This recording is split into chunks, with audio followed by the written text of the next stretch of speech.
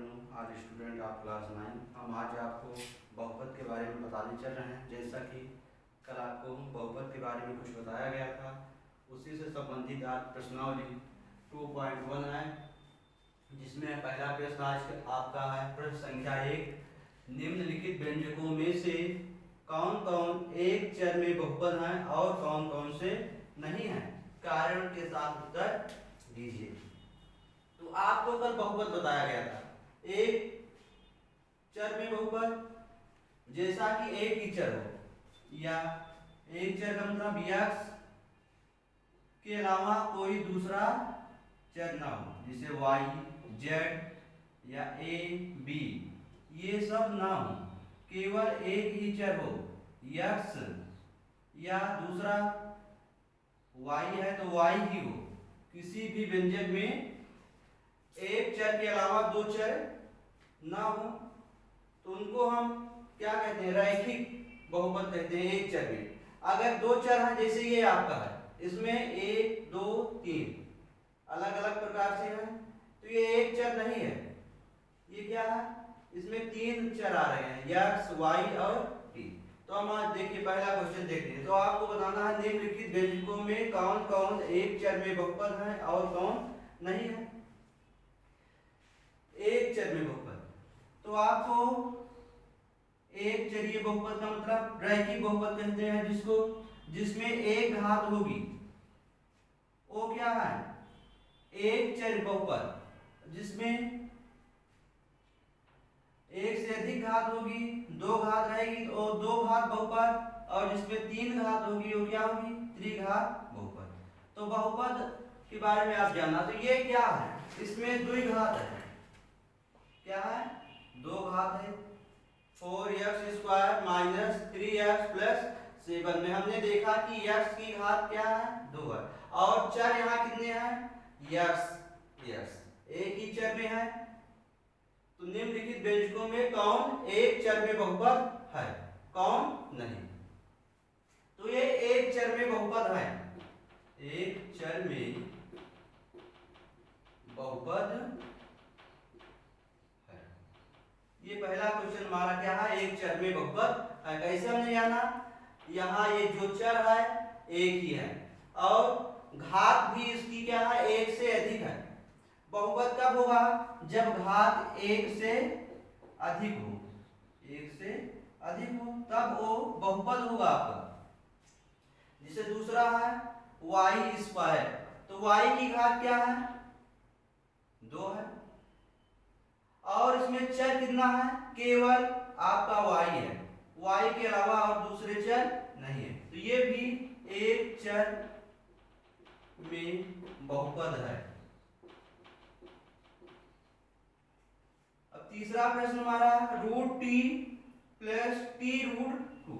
अब यहाँ देखते हैं हमारे t की घात कितना है? तो यहाँ एक घात है और यहाँ क्या है? रूट के अंदर है। ये हमारा t रूट के अंदर है, तो रूट का मतलब पावर होती है 1/2। तो 1/2 जो है वो एक से कम है, एक से कम। जब आपको बताया गया एक से कम घात होगी तो बहुपद नहीं होगा। तो इसकी घात जो है एक से कम है, यहाँ पर ये रूट के अंदर है, ठीक है? रूट का मतलब पावर 1/2। तो इसलिए ये भी एक चर में बहुपद नहीं है, एक चर में बहुपद नहीं है। फिर नेक्स्ट क्वेश्चन देखते हैं। ये क्या है? y plus 2/y। यहाँ देखिए हर में आपका क्या है? y है। इसकी पावर कितना है y की? मान लीजिए ये 1/y है, ये इसकी पावर 1 है, यहाँ पर पावर 1। और जब हम इसको ऊपर ले जाएंगे तो इसकी पावर हो जाएगा y की पावर -1। अब इसकी पावर -1 हो गई निगेटिव, तो -1 इज लेस देन 1। -1 का मान जो है वो एक से क्या है? कम है। जब एक से कम है तो क्या है? बहुपद नहीं है। इसका मतलब ये भी एक चर में बहुपद नहीं है, एक चर में बहुपद नहीं है। अगला क्वेश्चन हमारा है x की पावर 10, y की पावर 3, t की पावर 50। तो यहाँ पावर जो है सब में एक से अधिक है, लेकिन यहाँ हमारे चर जो है अलग अलग हैं। x, y, t तीनों चर अलग अलग हैं। तो हमें यहाँ देखना है एक चर क्या हो, समान हो और घात भी एक से अधिक हो। तो यहाँ चर समान नहीं है, लेकिन घात एक से अधिक है, तो एक चर में बहुपद नहीं है। एक चर में बहुपद नहीं है। अब नेक्स्ट क्वेश्चन हमारा है निम्नलिखित में से प्रत्येक में x स्क्वायर का गुणांक ज्ञात कीजिए। तो दूसरा प्रश्न निम्नलिखित में से प्रत्येक में x स्क्वायर का गुणांक। तो ये हमारा पहला क्वेश्चन है 2x 2 plus x square plus x। इसमें हमें x स्क्वायर, इसको केवल x स्क्वायर के व्यंजक को देखना है। x स्क्वायर के साथ जो संख्या होगी वही क्या होगा, उसका गुणांक होगा। तो हम इसको इस तरह लिख सकते हैं 2 प्लस इसके आगे कोई भी संख्या नहीं है, यहाँ हम 1 मान लेते हैं 1x स्क्वायर प्लस ये x है, इसका मतलब अकेला है तो 1x। अब यहाँ आपको x स्क्वायर का गुणांक, तो x स्क्वायर के साथ जो संख्या है वही क्या हुआ, उसका गुणांक हुआ। तो इसमें x स्क्वायर का गुणांक कितना है 1, x स्क्वायर का गुणांक 1 हुआ। ऐसे हमारा दूसरा क्वेश्चन है 2 माइनस एक्स क्यूब। अब इसमें हमें x स्क्वायर का गुणांक लिखना है, लेकिन हम देखते हैं कि इस व्यंजक में x स्क्वायर नहीं है, x स्क्वायर नहीं है। तो इसको हम लिखते हैं 2 माइनस इसके आगे कोई संख्या नहीं, एक हम मान लेते हैं x माइनस इसके भी आगे हमारे कोई भी संख्या नहीं है, तो हम क्या मानेंगे एक्स स्क्वायर एक्स क्यूब। फिर एक्स स्क्वायर को हमें लिखना है, तो एक्स स्क्वायर इसमें है नहीं, तो हम यहाँ मानते हैं एक्स स्क्वायर के साथ क्या है 0 है, एक्स स्क्वायर इंटू 0। किसी भी संख्या में हम 0 से गुणा करेंगे और संख्या क्या हो जाएगी 0 हो जाएगी, शून्य हो जाएगी।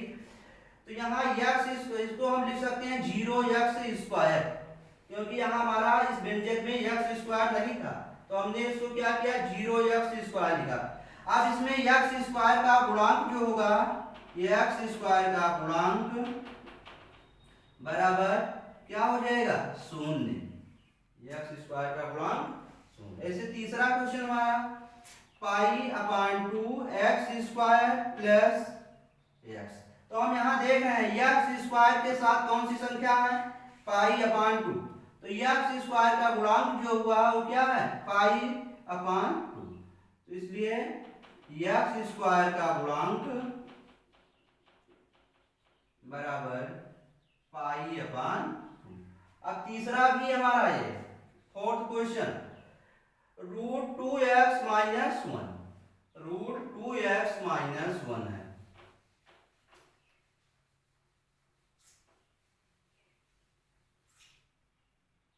√2x माइनस 1, इसमें भी हमें x स्क्वायर का गुणांक लिखना है, लेकिन हम देखते हैं कि इसमें x स्क्वायर का पद जो है वो नहीं है।